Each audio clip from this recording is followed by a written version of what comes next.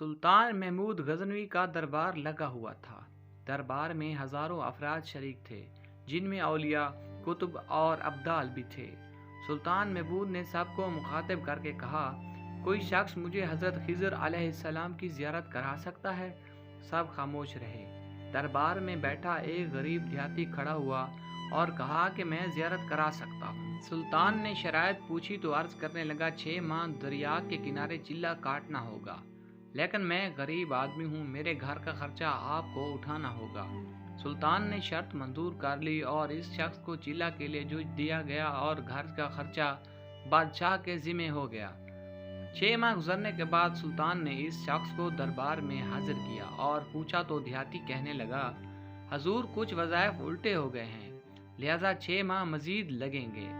6 ماہ مزید گزرنے کے بعد سلطان محمود کے دربار میں اس شخص کو دوبارہ پیش کیا گیا تو بادشاہ نے پوچھا، میرے کام کا کیا ہوا؟ یہ بات سن کے دیہاتی کہنے لگا، بادشاہ سلامت، کہاں میں گنہگار اور کہاں حضرت خضر علیہ السلام، میں نے آپ سے جھوٹ بولا، میرے گھر کا خرچہ پورا نہیں ہو رہا تھا، بچے بھوک سے مر رہے تھے، اس لیے ایسا کرنے پر مجبور ہوا۔ سلطان محمود غزنوی نے اپنے ایک وزیر کو کھڑا کیا اور پوچھا، اس شخص کی کیا سزا ہے؟ وزیر نے کہا، اس شخص نے بادشاہ کے ساتھ جھوٹ بولا ہے، لہذا اس کا گلا کاٹ دیا جائے۔ دربار میں ایک نورانی چہرے والے بزرگ بھی تشریف فرما تھے، کہنے لگے، بادشاہ سلامت، اس وزیر نے بالکل ٹھیک کہا۔ بادشاہ نے دوسرے وزیر سے پوچھا، آپ بتاؤ۔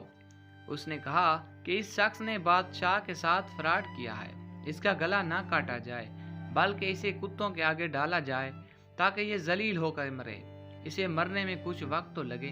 دربار میں بیٹھے اسی نورانی چہرے والے بزرگ نے کہا، بادشاہ سلامت، یہ وزیر بالکل ٹھیک کہہ رہا ہے۔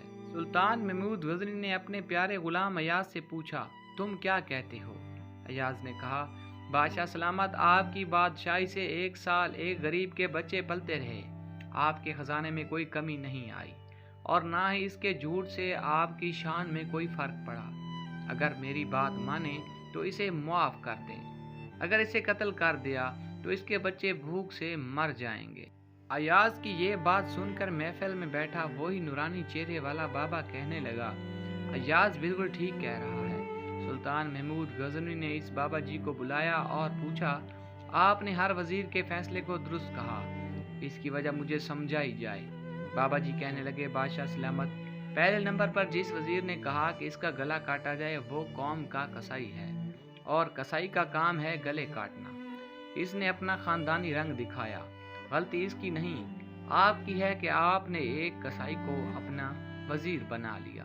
اور دوسرا جس نے کہا اسے کتوں کے آگے ڈالا جائے، اس وزیر کا والد بادشاہوں کے کتے نہلایا کرتا تھا، کتوں سے شکار کھیلتا تھا، اس کا کام ہی کتوں کا شکار ہے، تو اس نے اپنے خاندان کا تعارف کرایا۔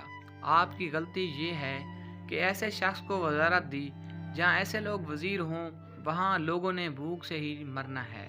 اور تیسرا ایاز نے جو فیصلہ کیا تو سلطان محمود سنو، ایاز سید زادہ ہے، سید کی شان یہ ہے کہ سید اپنا سارا خاندان کربلا میں ذبح کرا دیتا ہے مگر بدلہ لینے کا کبھی نہیں سوچتا۔